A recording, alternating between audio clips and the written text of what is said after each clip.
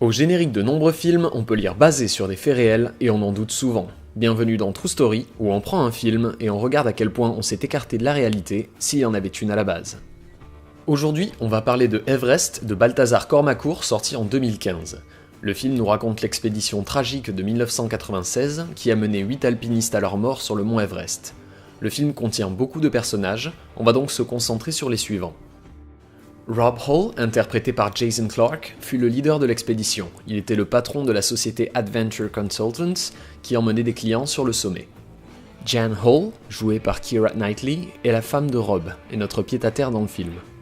Beck Weathers, incarné par Josh Brolin, était un médecin texan qui rêvait de s'attaquer à l'Everest.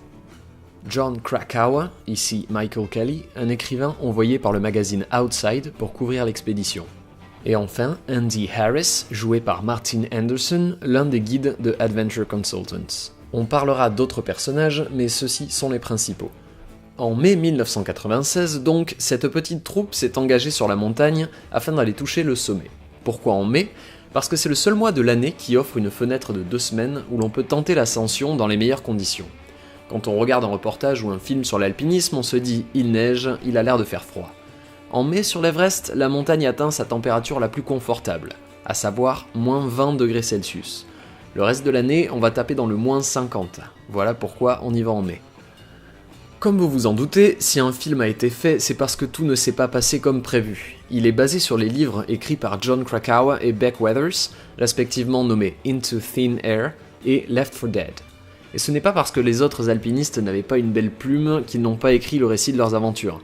C'est parce qu'ils n'en sont malheureusement jamais revenus. Vous l'aurez compris, Everest s'écarte assez peu de son histoire originale, et les autres membres de l'expédition dorment encore sur le sommet, figés dans le temps.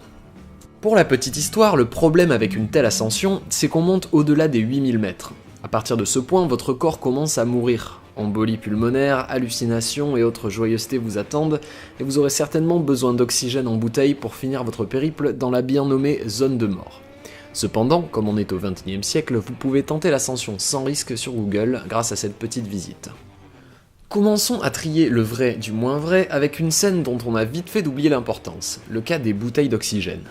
Dans cette scène, on voit Andy Harris vérifier l'état des bouteilles d'oxygène sur la cachette du sommet sud et affirmer à John Krakauer que celles-ci sont toutes vides.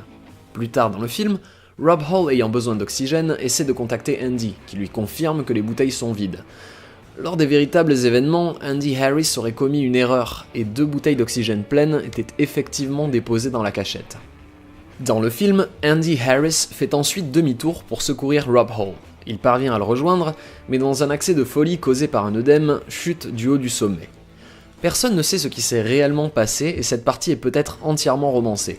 En effet, Harris aurait bel et bien fait demi-tour pour secourir Rob Hall, mais tout ce qui a été retrouvé fut son piolet, non loin du corps de Rob. Le film se concentre beaucoup sur Beck Weathers, le médecin texan. Son histoire est en effet la plus impressionnante puisque sa survie lui a coûté cher. Et par cher, j'entends une partie de son visage, son nez, sa main droite, les doigts de sa main gauche et un morceau de son pied. Pratiquement tout ce qui concerne Beck est très proche de la réalité. Il a bel et bien été aveuglé par des ultraviolets à cause de sa récente opération des yeux, et a aussi été laissé pour mort. La différence est que dans la réalité, il a été laissé pour mort 2 fois. Contrairement à la fiction, des alpinistes sont revenus à l'aube pour vérifier son état et l'ont déclaré décédé. C'est pourtant après ce second constat macabre que Beck s'est relevé et a utilisé ce qui lui restait de force et de membres fonctionnels pour rejoindre le camp 4. Mais les problèmes ne s'arrêtent pas là, car rejoindre le camp 4 est une chose, mais être rapatrié au pied de la montagne en est une autre. Il aurait été dangereux pour les alpinistes restants de tenter de ramener Beck avec eux. C'est alors que sa femme a pris les choses en main et appela toutes les personnes qui avaient de près ou de loin une chance de faire venir un hélicoptère pour le rapatrier. Petite parenthèse, essayer de faire voler un hélicoptère à 8000 mètres d'altitude, c'est un peu comme sauter à l'élastique sans élastique. C'est chaud. Néanmoins, cette partie est vraie elle aussi, et à l'époque, un pilote de l'armée népalaise du nom de Madan Khatri Chetri accepta de tenter le sauvetage et atterrit avec succès. Ce fut le record mondial de la plus haute mission de sauvetage jusqu'en 2010. On terminera cet épisode avec une scène qu'on ne pourrait croire vraie, et pourtant. Comme vous l'avez compris, Rob Hall, le patron de Adventure Consultants, a perdu la vie au sommet du mont Everest. Cependant, avant de perdre connaissance, il a pu joindre sa femme par radio, donner un nom à sa future fille, avant de lui dire ces derniers mots, les mêmes qu'en 1996, avec lesquels je vous quitte.